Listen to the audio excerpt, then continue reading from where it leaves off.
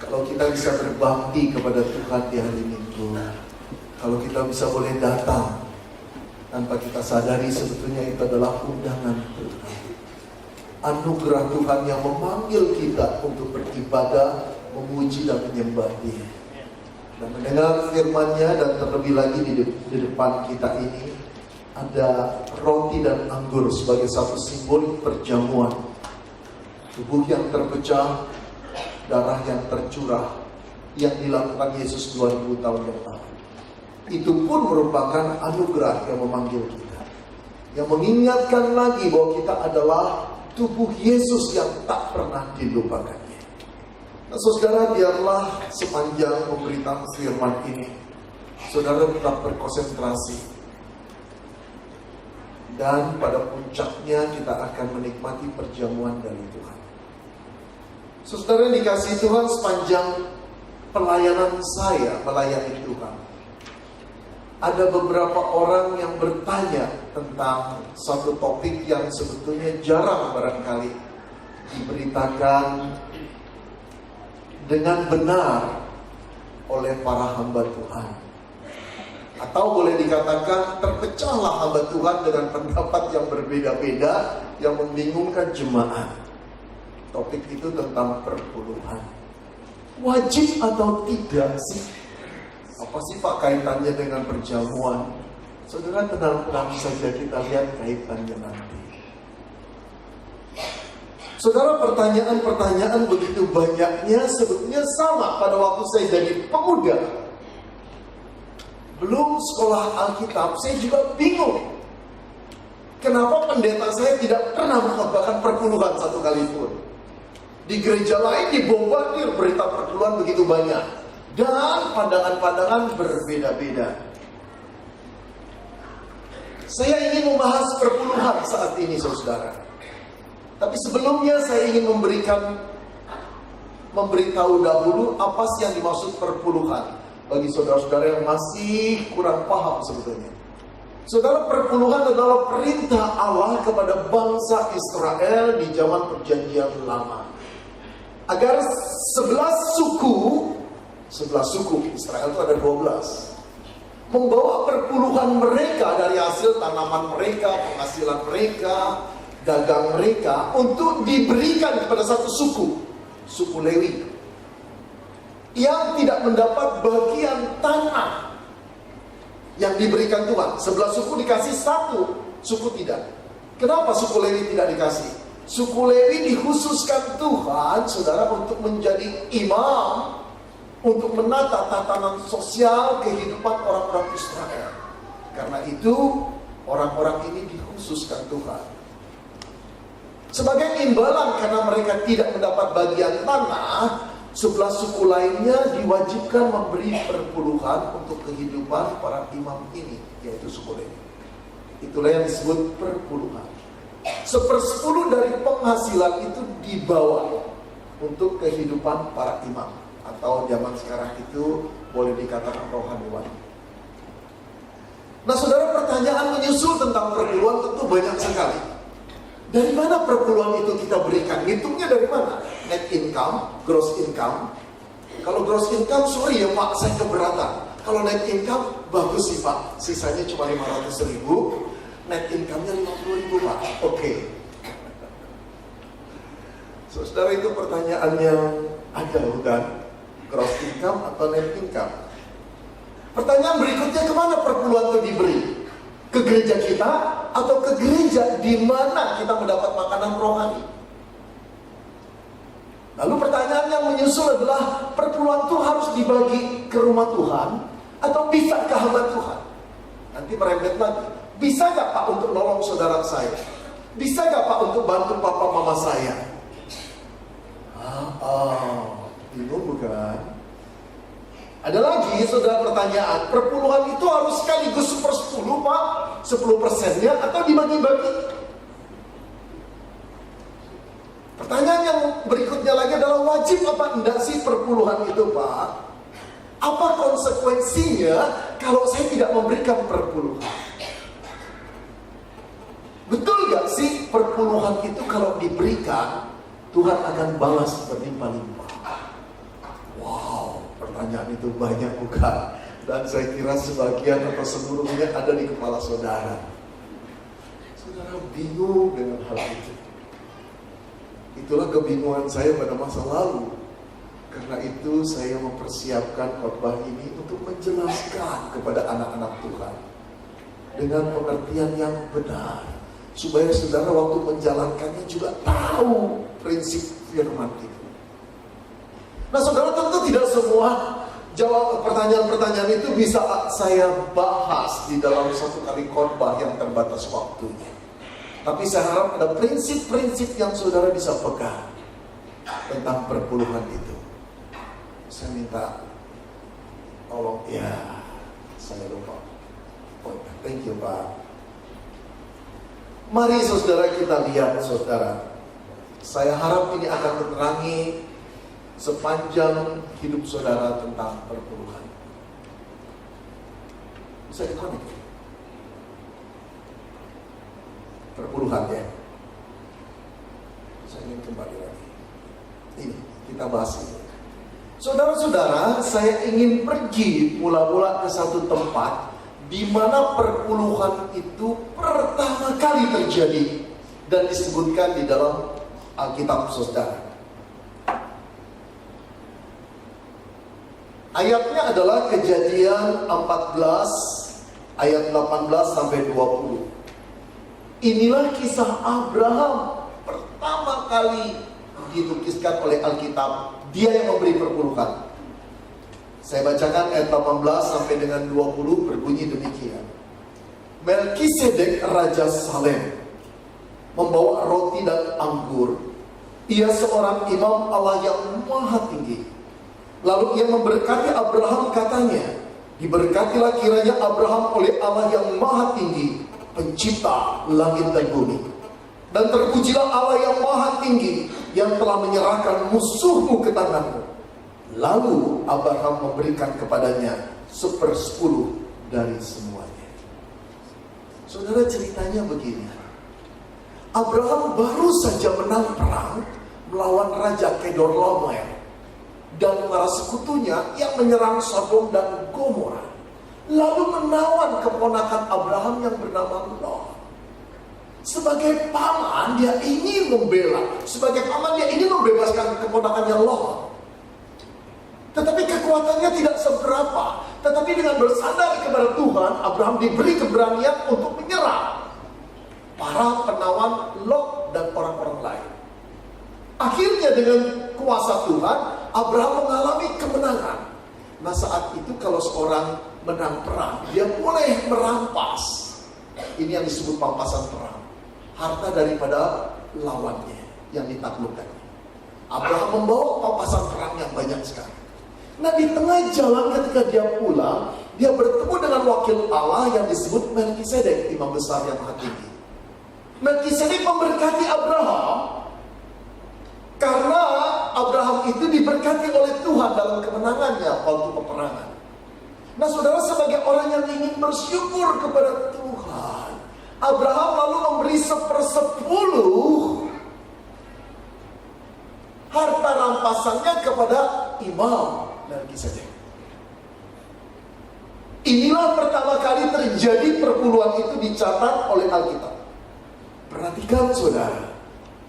Allah memberi kemenangan kepada Abraham pada waktu perang. Allah tidak pernah mewajibkan Abraham untuk memberi perpuluhan. Catat itu. Dan Abrahamlah yang berinisiatif memberi 1/10 kepada hamba Allah yang bernama Melkisedek, Raja Salem itu.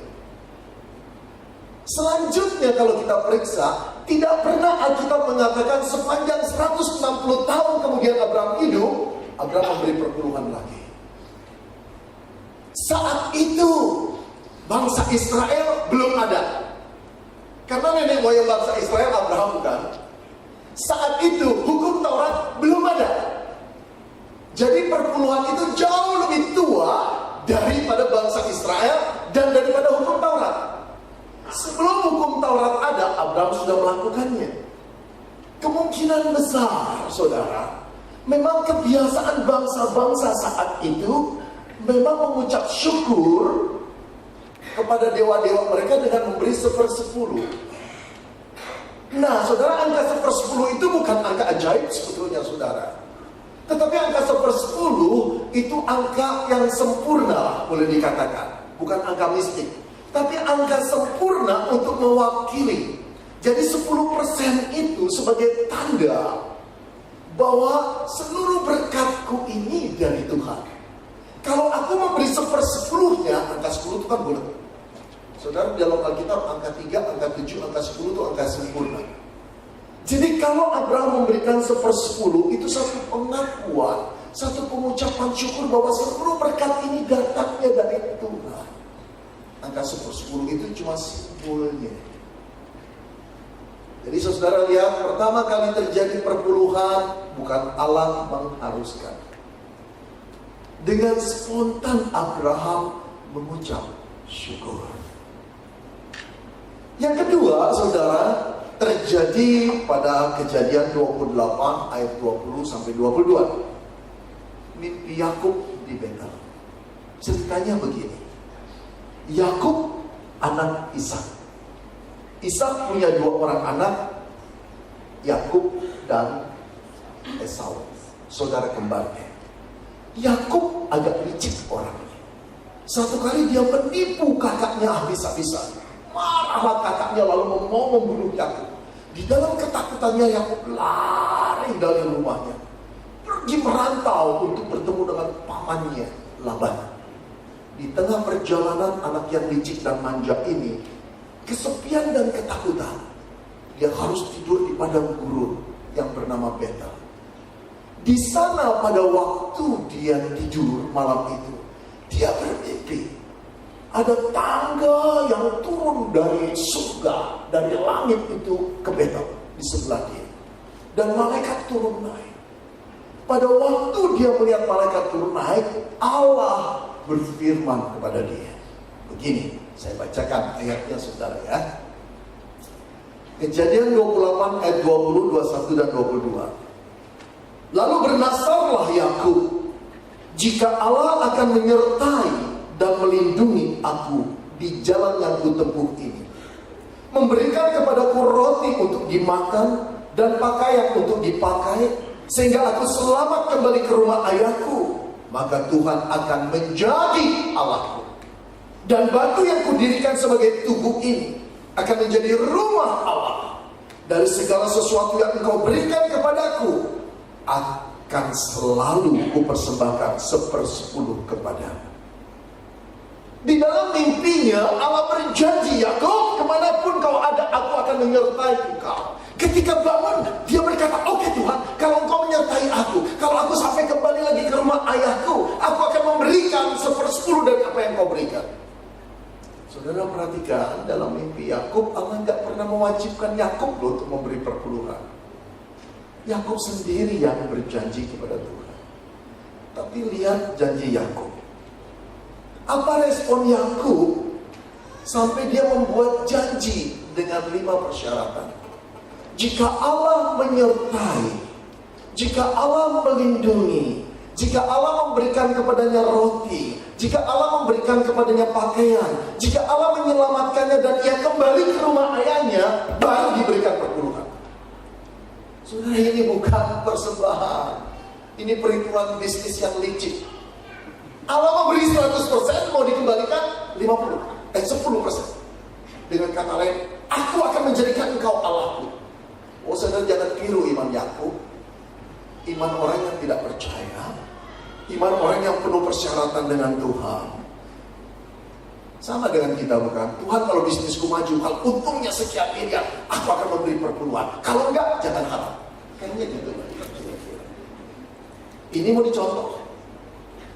Saudara-saudara, Allah memberi 100% tanpa syarat. Ayo mengajukan begitu banyak persyaratan dan cuma mau membayar 10%. Reklamasi Ahok minta 15%. Saudara, mari kita pergi lagi. Muncul yang ketiga di zaman Musa perpuluhan itu. Bilangan 18 ayat 21. Perhatikan saudara, orang-orang Israel sekarang diwajibkan oleh Tuhan membayar perpuluhan kepada suku Lewi. Allah memberi firman kepada Musa, Musa meneruskan pada bangsa Israel, demikian bunyinya, ayat 21. Mengenai Bani Lewi, kan ada 12 suku Bani Lewi yang tidak mendapat tanah pusaka, yang 11 dapat. Mengenai Bani Lewi, sesungguhnya aku berikan kepada mereka segala persembahan persepuluhan di antara orang Israel sebagai milik pusaka untuk membalas pekerjaannya yang dilakukan mereka, pekerjaan pada kemah pertemuan. Saudara, ketika bangsa Israel masuk ke tanah Kanaan, menaklukkan penduduk-penduduk di sana, lalu tanah itu dibagi oleh Tuhan ke 11 suku. Masing-masing dapat bagian untuk bercocok tanam, untuk rumah mereka dan juga untuk penghidupan mereka. Hanya suku Lewi yang tidak diberi warisan tanah. Kenapa sih? Suku Lewi dikhususkan Tuhan untuk mengatur kemah pertemuan. Kemah pertemuan itu sebetulnya seperti gereja atau bait Allah. Jadi mereka lah yang mengurus hal-hal rohani dan tatanan sosial orang Israel. Kalau nggak ada yang mengurus, ini kacau lah kehidupan Israel. Nah, tapi orang yang mengurus itu harus konsentrasi, betul nggak? Kalau dia punya penghidupan dan profesi yang lain, dia juga nggak fokus, nggak konsen, betul nggak? Oleh karena itu Allah mengatur, oke, kamu satu tidak ada tanahmu. Tapi mereka jelas menempati rumah, betul nggak? Tapi tidak bercocok tanam, tidak berkebun. Nah, 11 suku itulah yang harus memberikan hasil tanah mereka, hasil profesi mereka, 1/10 bawa kepada suku Lewi. Tuhan mengatur ini dengan bagusnya, saudara. Indah sekali. Jadi suku Lewi sebagai imam dan sebagai pengatur kehidupan sosial orang Israel bisa dengan tenang. Dan diwajibkan juga suku Lewi yang mendapat perpuluhan harus memberi perpuluhan mereka pula. Perhatikan ini, saudara.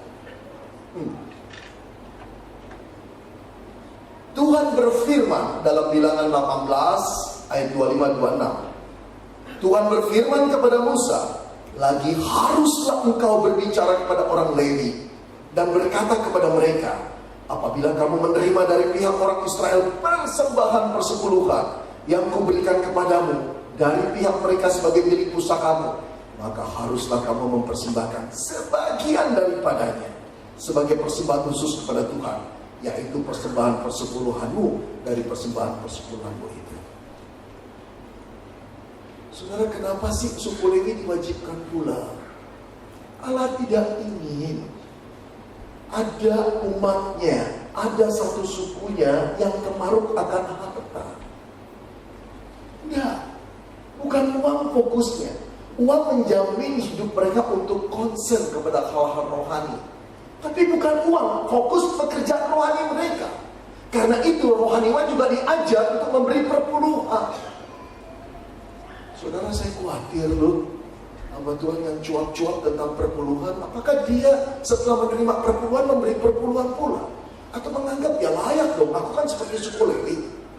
Saudara, perhatikan dan kritisi. Orang Lewi tidak mendapat bagian tanah, betul? Supaya hidupnya fokus. Sebetulnya supaya hidupnya fokus ke arah kerohanian. Hamba Tuhan sekarang cuak-cuak tentang perpuluhan. Tapi bukan hamba Tuhan GKJ ya, minta maaf. Enggak, saya enggak bermaksud menceritakan ini karena ada hamba Tuhan GKJ kasus begini. Enggak.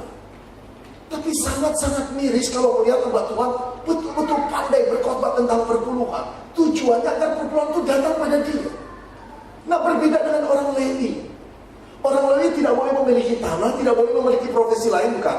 Hamba Tuhan sekarang begitu banyak perpuluhan di dalam dirinya, miliaran begitu besar di dalam kantong dan koceknya, sampai punya rumah, punya ruko, punya apartemen. Bukan cuma di Indonesia, di Australia, di Amerika. Kalau giliran perpuluhan mau disedot, dia menyamakan diri dengan orang Lewi. Tapi tentang kewajiban orang Lewi diabaikan. Kalau kita, para hamba Tuhan, ingin menyajikan atau menyamakan diri dengan orang Lewi, ya jangan punya tanah dong. Fokus pada pekerjaan rohani. Hamba Tuhannya udah kebanyakan uang, akhirnya main apa saudara? Jadi investor, main saham, main falas, invest di mana-mana. Ini kan yang disebut Lewi. Nggak cocok bukan? Kritisi itu saudara. Kritisi. Saya ingin orang Kristen waktu memberi itu betul-betul paham akan kebenaran ini. Nggak dibodoh-bodohi orang. Saudara, satu kali ketika saya membentangkan ini di siaran radio, ada pertanyaan dari jemaat. Pak, bagi saya itu urusan hamba Tuhan. Kewajiban saya memberi, Pak. Itu barang milik Tuhan, bukan milik saya. Oh, nanti dulu saudara. Karena itu barang milik Tuhan, engkau harus hati-hati memberinya. Kalau itu duitmu, nggak perlu. Itu duit saya, Pak. Saya mau kasih ke siapapun, terserah saya. Betul. Kalau engkau menganggap itu duit Tuhan, malah harus berhati-hati ngasihnya. Jangan gampangin dengan argumen, bagian saya memberi, Pak. Terserah Mbak Tuhan mau pakai apa, itu tanggung jawab dia. Justru itu uang Tuhan, kalau engkau anggap itu uang Tuhan. Nggak boleh sembarangan beri dong. Itu ikuti aturan Alkitab, kan? Saudara-saudara yang dikasih Tuhan, Allah mengkhususkan pada orang Lewi. Tapi mari kita lihat konsep perpuluhan di dalam Alkitab yang terus berkembang. Ya, mari lihat lagi. Di dalam Ulangan 14 ayat 28 dan 29, ternyata perpuluhan itu tidak hanya untuk orang Lewi, para imam atau para pendeta masa kini. Allah berkata demikian melalui Musa. Pada akhir 3 tahun, engkau harus mengeluarkan segala persembahan persepuluhan dari hasil tanahmu dalam tahun itu, dan menaruhnya di dalam kotamu. Allah menyuruh orang Israel, hasil tanamannya, hasil kebunnya dibawa 1/10 masuk dalam kotak itu.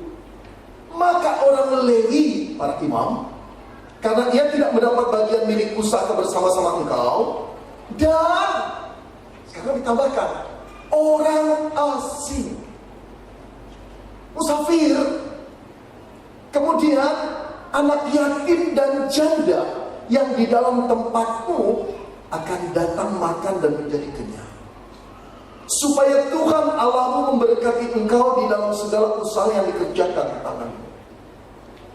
Kita melihat sekarang ada perluasan konsep perpuluhan.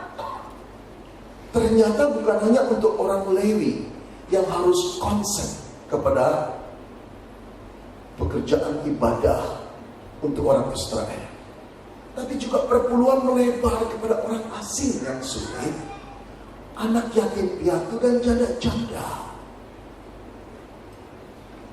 Kalau begitu, konsep perpuluhan yang inti adalah orang Israel rela memberi sebagian dari penghasilan mereka agar orang-orang yang susah, termasuk para imam yang mengkhususkan diri untuk jadi pendeta atau rohaniwan, dan orang-orang yang sulit siapapun mereka, mendapat pertolongan dari bangsa Israel yang diberkati Tuhan.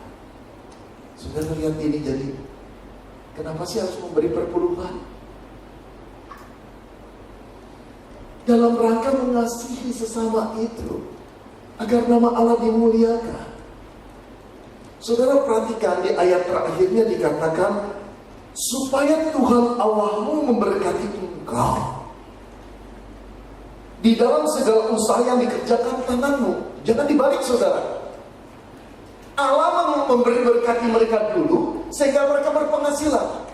Kemudian mereka diminta Tuhan untuk membawa 1/10 agar para imam, musafir, anak yatim piatu, para janda dapat makanan. Setelah mereka memberi, Allah berjanji akan memberkati lagi mereka. Nah, ini bukan berarti perpuluhan diberi supaya berkat Tuhan turun. Bukan. Allah akan memberkati orang yang bisa dipercaya. Saudara, ada beberapa orang yang nitip uang kepada saya. Saya takut sekali. Kadang-kadang masuk, Pak Beni, saya titip uang ke kamu ya untuk menolong mahasiswa saat yang sulit, untuk ada orang apa-apa. Waduh, ini tanggung jawab berat. Oke Pak, oke Bu, saya kasih laporan tiap bulan. Nggak usah lah, masih sama-sama percaya. Waduh saudara, cepat uang itu ditangani oleh istri saya, sangat disiplin. Dia membuat pembukuan betul-betul. Nah saudara, kalau orang itu kirim uang karena dia percaya pada saya, uang itu nggak diapa-apakan. Tapi sorry ya, jangan titip uang lagi sama saya ya. Saya benar-benar kelimpungan saudara, karena uang itu benar-benar bikin repot juga. Tapi karena itu bisa menolong orang lain, dan istri saya merupakan satu penata layan yang baik, yang kita ketahui, saya nggak ikut campur. Ya saya cuma lihat kalau ada yang sulit, ada uang nggak bisa bantu kan. Nah orang itu mau percaya karena saya bisa dipercaya. Nah prinsip inilah yang, analogi ini yang saya mau katakan. Dan aku akan memberkati engkau. Memberkati apa? Orang yang membawa perpuluhan bukan untuk memperkaya dia, untuk dia bisa menjadi saluran lagi, karena dia bisa dipercaya. Jangan dibalik saudara. Allah tidak pernah berjanji, berikan perpuluhanmu, aku akan meluberkan rezeki padamu. Kalau Allah meluberkan rezeki karena kita bisa dipercaya, itu intinya. Nah, jadi saudara, dampak hidup yang menjadi berkat itulah yang Allah tekankan di sini. Oh, bangsa Israel yang sudah diberkati Allah, jadilah berkat bagi banyak orang, bagi bangsa-bangsa lain. Dengan demikian bangsa Israel menjadi bangsa yang bermata duita. Saya khawatir sekali saudara, kalau perpuluhan itu dipakai mancing Tuhan atau motif yang tidak benar supaya kita diperkaya. Kalaupun rezeki kita tambah besar karena engkau dan saya dipercaya untuk menjadi channel of blessing. Betul kan? Nah saudara, masuklah kita pada ayat yang saudara nanti-nanti. Ini loh Pak yang sering dikatakan oleh para hamba Tuhan. Perpuluhan di zaman Maleakhi. Maleakhi 3 ayat 10 mengatakan begini. Ini nih perintah Tuhan. Bawalah seluruh persembahan persepuluhanmu itu ke dalam rumah perbendaharaan, supaya ada persediaan makanan di rumahku. Dan ujilah aku, firman Tuhan semesta alam, apakah aku tidak membukakan bagimu tingkap-tingkap langit dan mencurahkan berkat sampai berkelimpahan. Memberikan ayat ini tegas Tuhan mengatakan, bawa perpuluhanmu, aku buka tingkap langit. Saudara, mari kita lihat kisah yang melatar belakanginya. Bangsa Israel saat itu tidak lagi menjalankan perpuluhan. Hidup mereka keparuh harta. Yang dipikir kesulitan dirinya, bisnisnya, kehidupannya, tabungnya semakin banyak, depositonya semakin banyak. Mereka tidak lagi mau memberi kepada orang Lewi. Susahlah orang Lewi, karena 11 suku tidak mau memberi perpuluhan. Mau nggak mau mereka harus ada pekerjaan sampingan, bukan? Terbengkalailah urusan rumah Tuhan, urusan kerohanian, urusan kemah pertemuan. Sedangkan saudara-saudara, kemah pertemuan atau rumah pertemuan itu adalah lambang hadirnya Tuhan di tengah-tengah bangsa itu. Kalau mereka sudah mengabaikannya, itu berarti mereka menganggap sepi Allah. Marahlah Tuhan. Ini bangsa saat itu di zaman Maleakhi, bangsa yang spiritualnya sedang berada pada titik nadir, bukan pada bangsa yang sedang patuh, taat, sedang beriman. Begitu jengkelnya Tuhan berkata, oke, bangsa Israel, bawa perpuluhanmu. Kau pikir aku tidak sanggup untuk membuka tingkap langit? Yang dimaksud tingkap langit itu turunnya hujan. Karena kehidupan Israel bergantung pada hujan, bukan? Sebagian besar mereka adalah orang-orang yang agraris, bercocok tanam. Kalau hujan gak datang, bagaimana mereka bisa punya penghasilan? Karena itu Allah berkata, bawa perpuluhanmu, aku akan turunkan hujan, biar penghasilanmu berlimpah-limpah. Oh saudara, ini dikatakan pada orang degil dan bebal. Ini keadaan anomali saudara, bukan keadaan normal. Waktu Allah mengatakannya, Allah dalam keadaan murka. Dia menantang agar umat Israel percaya kembali bahwa segala usahaku sanggup memberkati engkau. Begitu. Tapi Allah tidak bermaksud untuk menjadi motif. Kalau engkau bawa perpuluhan, aku buka tingkap langit. Oh saudara, inilah yang membuat kita miris. Banyak anak Tuhan memberi perpuluhan, sebetulnya bukan memberi dengan kerelaan, ada hitungan-hitungannya. Tuhan, kenapa ya bisnisku Friday? Lalu dia dengar suara dari surga. Dia dengar, dia rasa, anakku, bisnismu baik, income-mu rusak berantakan karena sudah 2 tahun kau tidak memberi perpuluhan. Ya Tuhan, betul Tuhan. Aduh Tuhan, terima kasih untuk teguran bahwa perpuluhanmu aku buka di dalam langit, itu berlimpah. Oke Tuhan, besok hari itu aku bawa. Dia bawa perpuluhannya, tapi sebelum bawa dia doa sama Tuhan. Ingat Tuhan janjimu ya. Ingat Tuhan, kau berjanji akan melimpahkan 20 kali lipat, 60 kali lipat, 100 kali lipat. Aku pilih yang 100 kali lipat Tuhan. Lalu dibawalah perpuluhannya. Ketika mau kolekte dimasukkan, dia sempat melirik Tuhan. Tuhan, ingat janjimu. Keep your promise. Oke. 100 kali lipat. Oke. Jangan. Tuhan jangan bercanda. Betul. Ya. 100 kali lipat. Itu maksudnya. Itu bukan pemberian, itu dagang. Itu bisnis saudara. Apakah Tuhan serendah itu? Apakah Tuhan bisa dibohongi dengan motif seperti itu? Sayang sekali ayat ini sering dipakai untuk mancing orang memberi perpuluhan dengan imbalan Tuhan membuka tingkap langit, Tuhan membuka tingkap langit. Ini dikatakan pada orang dekil yang gak beriman kepada Tuhan, yang memberontak kepada Tuhan dalam titik nadir iman yang paling rendah. Anomali saudara ini. Allah gak pernah mengatakan pada anak-anak yang selalu bersyukur, pada anak-anak yang hidupnya dekat pada Tuhan, gak perlu. Oh saudara-saudara, coba pikirkan, kalau ayat ini dipakai oleh seorang pendeta untuk mancing jemaatnya, satu penipuan boleh saya katakan, satu penipuan. Orang yang belajar Alkitab dengan benar, melayani dengan motif yang benar, gak akan tega, gak akan bisa mengatakan ini untuk cari keuntungan diri sendiri. Saya hamba Tuhan loh saudara. Tapi apakah ayat ini bisa saya putar kemanapun agar orang memberi perpuluhan kepada saya? Celakalah saya. Gaji yang Tuhan berikan sudah cukup kok. Saudara perhatikan, mari kita kritisi. Seandainya ada satu gereja 1000 jemaatnya, seandainya, oke? Satu gereja 1000 jemaatnya. Rata-rata setiap jemaat kita katakan aja ya, asumsi gaji mereka atau income mereka 5 juta. Tentu saja ada yang UMR, ada yang di bawah UMR. Tapi tentu saja ada yang jauh ratusan kali melampaui 5 juta bukan?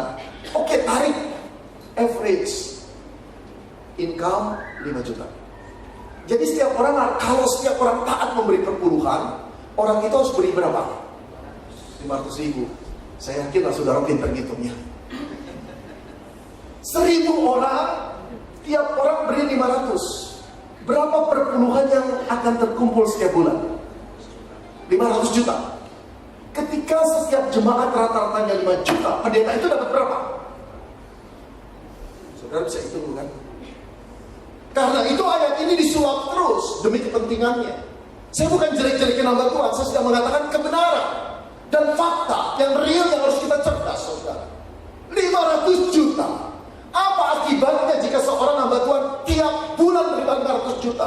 Tiap bulan hanya dari perpuluhan, belum dari belas kasihan orang yang lain, belum simpati, belum pendapatan yang lain-lain. Katakan minimum 500 juta, 500 miliar dia tiap hari, tiap bulan dia dapat. Akhirnya apa? Seluruh perhatian fokusnya hanya pada uang. Setelah hamba Tuhan jatuh pada uang, jatuhlah dia dalam dosa-dosa yang lain. Uang adalah sumber kejahatan, bukan? Kalau kita sebagai hamba Tuhan tidak bisa keren terhadap uang, seluruh dosa yang lain akan terbuka jatuh. Masuk di sana. Saudara, saya telah melihat begitu banyak hamba Tuhan yang kaya yang menerima perpuluhan, begitu banyaknya. Yang rusak bukan cuma dirinya, keluarga, anak-anak, dan cucunya. Kalau saudara mengasihi hamba Tuhan, jangan beri perpuluhan kepada dia. Bawa kemana dong Pak? Bawalah ke sebuah gereja yang diatur oleh majelis. Saudara, ini pemberian yang bertanggung jawab. Saudara perhatikan, pada waktu perpuluhan diperintahkan kepada orang Israel untuk memberi makan orang Lewi, anak yatim piatu, musafir dan janda. Disuruh bawa ke kota, pasti ada panitianya bukan? Nggak mungkin perpuluhan ditaruh begitu saja. Ada panitia yang mendaftarkannya, ada panitia yang mendistribusikannya. Kalau boleh saya katakan saudara, sekarang yang mengatur itu dalam gereja adalah majelis, bukan? Bawalah perpuluhan kepada gereja yang diatur keuangannya oleh kemajelisan. Jangan memberikan perpuluhan kepada gereja yang diatur oleh hamba Tuhan individu. Saudara, bukan saya gini loh. Engkau dan saya kalau memberi pada individu, engkau sedang merusak hamba Tuhan itu. Tiba waktunya pasti jatuh. Terlalu banyak uang. Saudara bisa setuju, bisa tidak. Ya, tapi ini yang saya mau katakan berdasarkan pemahaman saya dan aplikasi ini. Kalau saya tiap minggu diberi perpuluhan oleh jemaat, saya akan rusak. Saya nggak akan concern untuk mikirkan firman Tuhan. Khotbah saya pasti Maleakhi 3 ayat 10 terus. Jangan saudara. Kalau saudara sekali-sekali mau memberi pada hamba Tuhan, boleh sekali-sekali. Tapi tidak punya kecenderungan satu gereja hanya pada satu hamba Tuhan. Jangan rusak nanti dia. Terlalu banyak. Ketika setiap jemaat cuma dapat income rata-rata 5 juta, hamba Tuhan itu 500 juta. Yang celaka, belum tentu dia terima 500 juta, 50 juta per 10-nya juga diberikan. Saudara, mari sekarang kita lanjut lagi. Jadi Maleakhi 3 ayat 10 adalah firman dalam keadaan anomali. Saudara cari di ayat lain di dalam Alkitab, tidak ada, satu-satunya terjadi pada Maleakhi 3 ayat 10. Di dalam kondisi kerohanian yang betul-betul rendah, orang Israel tantang Tuhan. Sekarang mari kita lihat perpuluhan di dalam perjanjian baru. Jadi kalau lihat menyimpulkan Alkitab dari perjanjian lama sama perjanjian baru, dia teliti pelan-pelan, lalu tarik kesimpulan. Sekarang perjanjian baru. Saudara, saya ingin pergi kepada Yesus yang menyatakan perpuluhan. Saudara, mengagetkan sekali. Yesus tidak pernah berbicara tentang perpuluhan, kecuali di satu tempat ini. Cuma satu kali. Dan pada waktu dia mengatakan itu, dia sedang menegur orang Farisi yang menganggap dirinya beragama, saleh, merasa benar karena melakukan Taurat. Yesus berkata demikian dalam Lukas 11 ayat 42. Tetapi celakalah kamu, hai orang-orang Farisi, sebab kamu membayar persepuluhan dari selasih, inggu, dan sejenis sayuran, tetapi kamu mengabaikan keadilan dan kasih. Yang satu harus kamu dilakukan, yang lain jangan diabaikan. Saudara, pertama saya ingin memberi catatan. Teguran ini diberikan kepada orang Farisi, bukan kepada murid Yesus, bukan pada semua orang. Orang Farisi yang hidup di dalam Taurat. Mereka bangga sekali. Mereka sudah melakukan hukum-hukum Taurat, termasuk persepuluhan. Tapi Tuhan mengkritik mereka. Persepuluhan kamu perhatikan, tapi keadilan dan kasih kamu abaikan. Oh, saudara, bagaimana mungkin persepuluhan kita bawa ke rumah Tuhan? Kita merasa diperkenan Tuhan, tetapi keadilan tidak kita lakukan. engkau pengusaha, sudahkah engkau membayar karyawanmu dengan UMR rate? Kalau engkau seorang nyonya atau seorang tua, sudahkah engkau memperlakukan dengan adil pembantumu? Saudara, pada waktu saya studi di Amerika, saya melayani sebuah gereja Indonesia. Di sana ada seorang pembantu yang baru mengenal Yesus di sana, pembantu Indonesia. Kemudian dia bercerita, Pak, sudah 3 tahun gaji saya ditahan oleh nyonya saya. 3 tahun. Alasannya selalu saya kumpulkan. Sekarang saya sudah mau keluar, Pak, mau pulang ke Indonesia. Dia berkata, apa 3 tahun gajimu? Gak ada. Kita kan sama-sama hidup. Kamu numpang di Amerika, kamu makan di rumah saya, ya kamu kerja itu impas. Saudara yang mengatakan gitu majelis. Kok bisa sih? Saudara, Allah paling murka kalau kita bertindak atau umatnya bertindak tidak adil.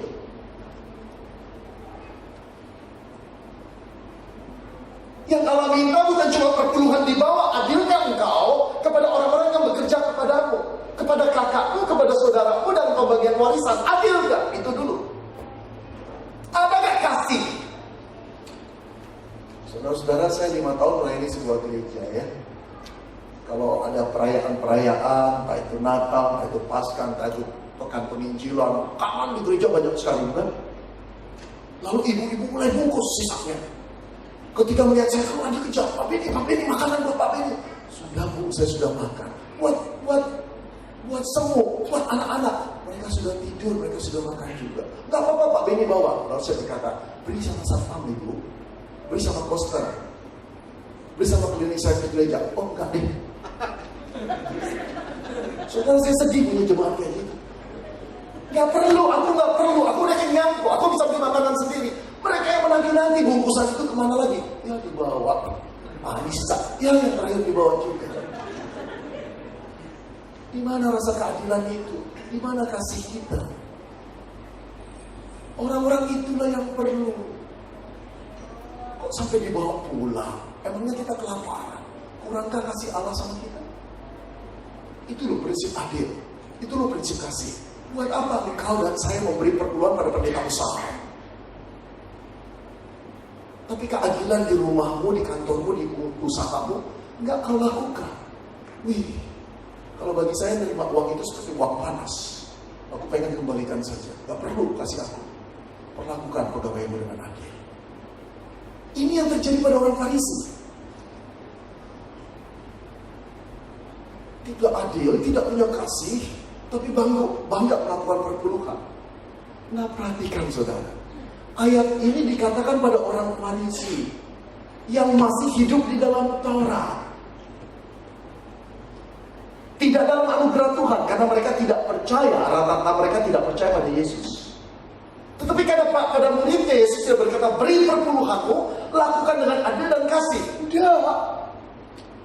Tidak ada satu perintah kepada para murid Yesus di mana para murid diharuskan Yesus untuk memberi perpuluhan. Tidak. Jangan keliru saudara, lihat Alkitab, baca dengan teliti. Ini dikatakan pada orang Farisi yang hidup di dalam Taurat. Oke, dengan kata lain, kalau hidupmu di bawah Taurat dan kamu bangga melakukan Taurat, saya katakan kepada kamu, jangan cuma perpuluhanmu, adilmu di mana, kasihmu di mana. Begitulah kira-kira. Tapi dia tidak berbalik kepada Petrus, Andreas, Yohanes, kamu juga harus melakukan perpuluhan dengan adil dan kasih. Enggak. Karena apa dia tidak perintahkan muridnya? Karena para murid hidup di dalam anugerah Tuhan. Diselamatkan bukan karena Taurat, tapi karena anugerah Tuhan. Dan nanti kelak mereka baru tahu anugerah Tuhan itu adalah kematian Yesus sendiri di kayu salib.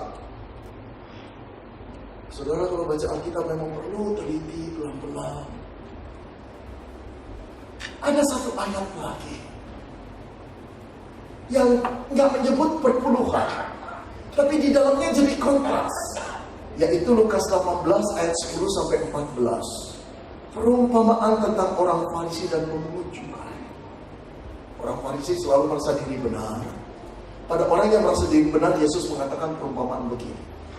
Satu kali datanglah 2 orang ke bait Allah. Yang satu orang Farisi, yang satu lagi pemungut cukai.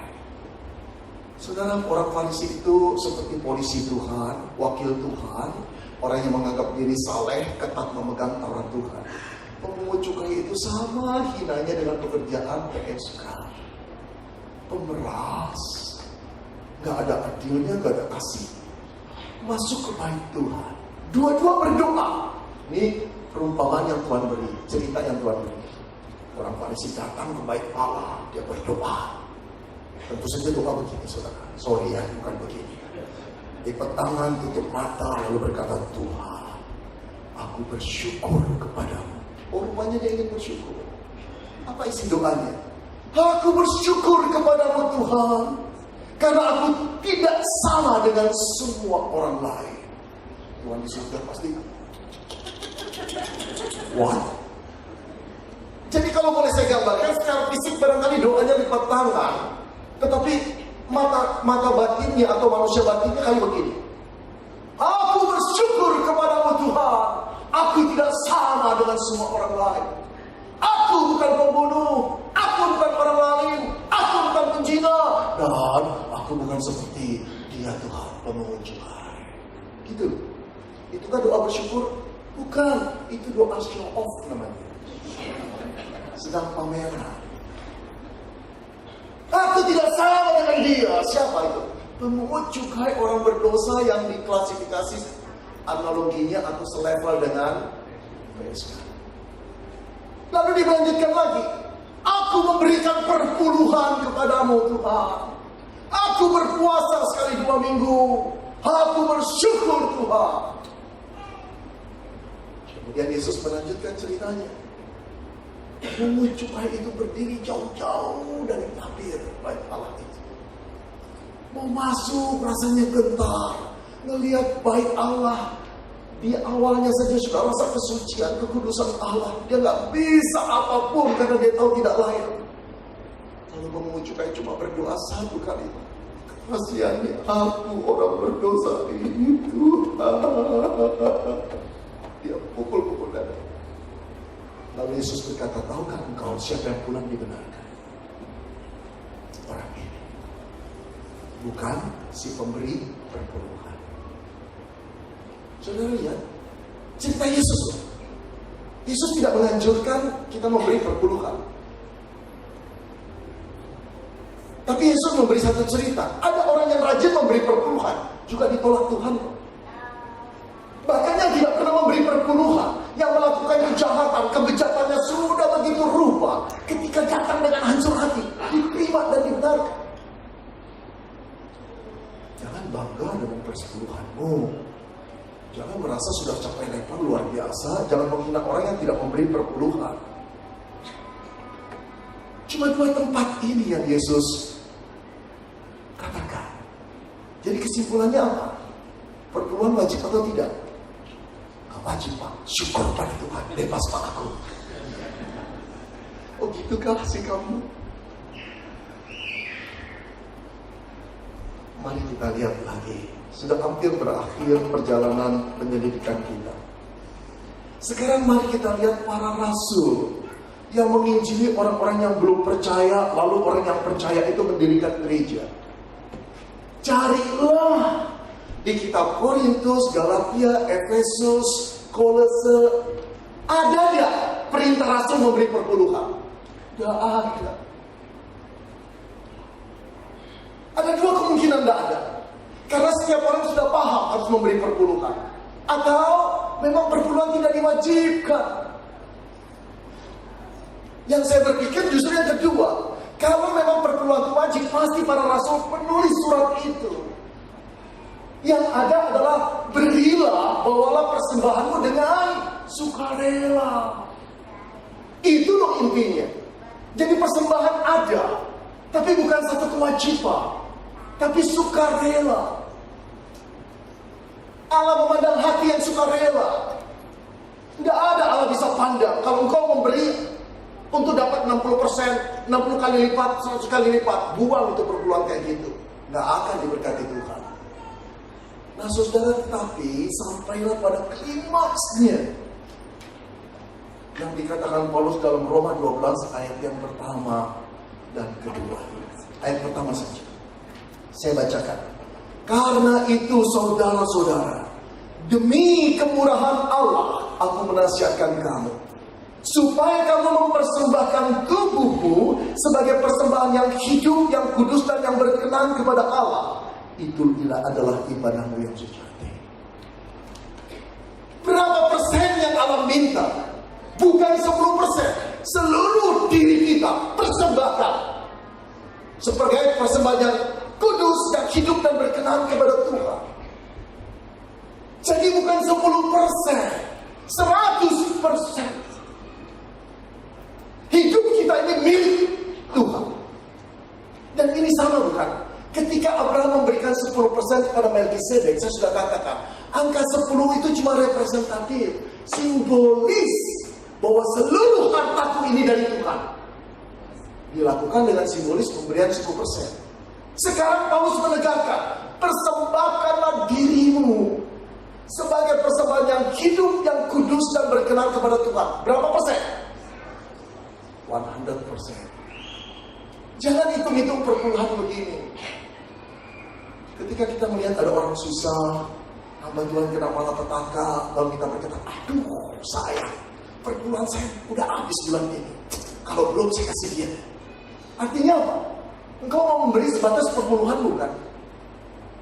Di luar perpuluhan kau keberatan.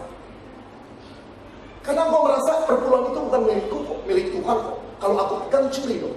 Enggak, 100% milik Tuhan kok.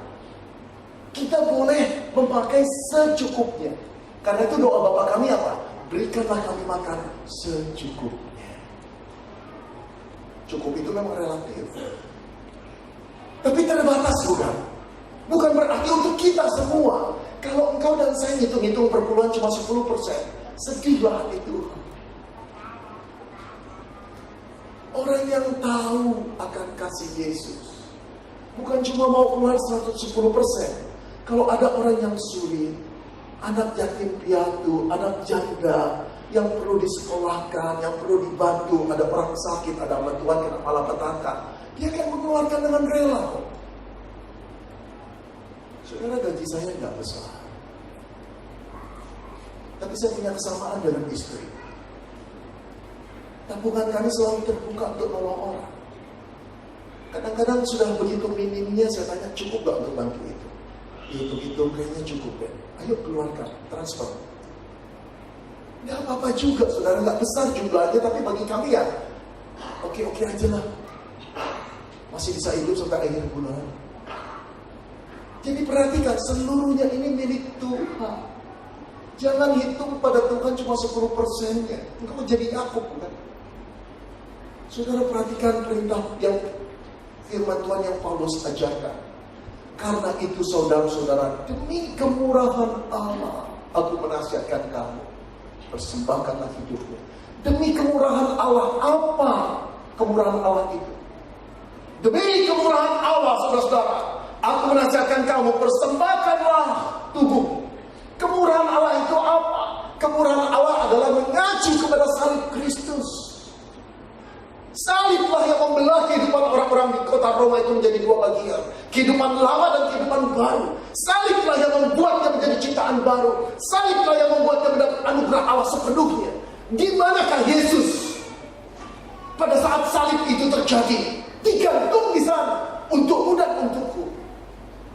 Hari ini kita peringatkan lagi, pada waktu engkau memakan roti dan anggur, itu simbolik daripada tubuh yang hancur berantakan demi engkau dan saya, dan darah yang tertetes demi engkau dan saya. Masihkah kita ngitung-hitungan terhadap Tuhan? Jadi apakah perpuluhan itu wajib atau tidak? Jawabnya tidak wajib. Harus atau tidak? Harus. Aduh pusing lah Pak. Perpuluhan tidak wajib. Karena kewajiban itu membuat konsekuensi, bukan? Kalau tidak dilakukan dosa. Tapi perpuluhan itu walaupun tidak wajib, tapi harus dilakukan. Kenapa harus? Karena kita adalah orang-orang yang telah ditebus oleh darah Yesus. Kita harus bersyukur. Bukan cuma 10%, Seluruh yang ada padaku ini Tuhan milikmu. Bermula dari Engkau, diberkati oleh Engkau, dan aku ingin selalu bersyukur kepada. Saudara, hampir tiap kali saya bangun, saya doanya begini. Tuhan, pertemukan aku dengan orang-orang yang perlu aku tolong hari ini. Saya nggak mengatakan Tuhan berkati aku dong lebih banyak lagi. Sudah. Kurang cukup apa? Kebanyakan uang rusak di daunan. Tuhan berkati aku. Pertemukan aku dengan orang-orang yang harus kutolong hari ini. Itulah rencana Tuhan memberikan engkau berkah untuk menjadi channel of blessing. Wajibkah perpuluhan? Tidak. Haruskah? Iya. Kenapa? Sebagai ungkapan syukur, bukan kewajiban. Mari kita berdoa.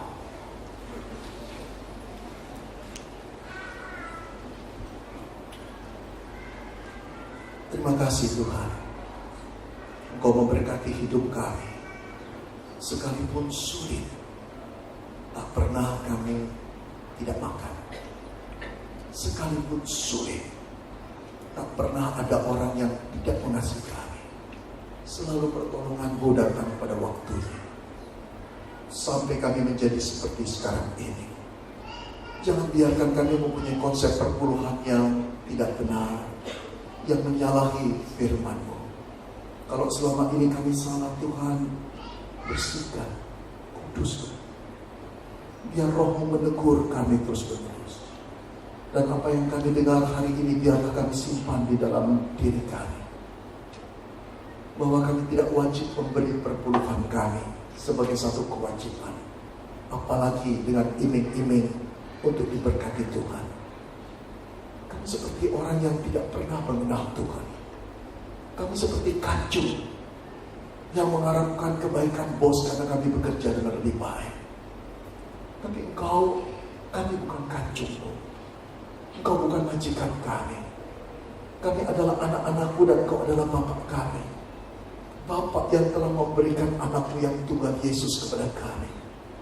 Oh Tuhan, bukan cuma 1/10 dari apa yang kami punyai yang akan kami berikan. Tapi 100% hidup kami, seluruhnya Tuhan, seluruhnya milik-Mu. Tuhan, sebentar lagi kami datang mengikuti undangan Tuhan dalam perjamuan kudus ini. Sadarkan kami kembali bahwa kami dibayar dengan harga yang lunas. Seluruh tubuh Yesus mati terkeping-keping buat kami. Adakah yang harus kami tahan lagi dari diri kami? Adakah yang harus kami hitung-hitung lagi untuk mempersembahkan diri kami kepada Tuhan? Kami mengucap syukur. Kami mohon Roh-Mu tetap hadir di tengah-tengah kami saat kami mengadakan perjamuan. Sehingga sungguh-sungguh pagi ini kami boleh berjumpa dan mengalami Tuhan di dalam perjamuan ini. Terima kasih Tuhan, terpujilah nama-Mu. Dalam nama Tuhan Yesus Kristus kami berdoa.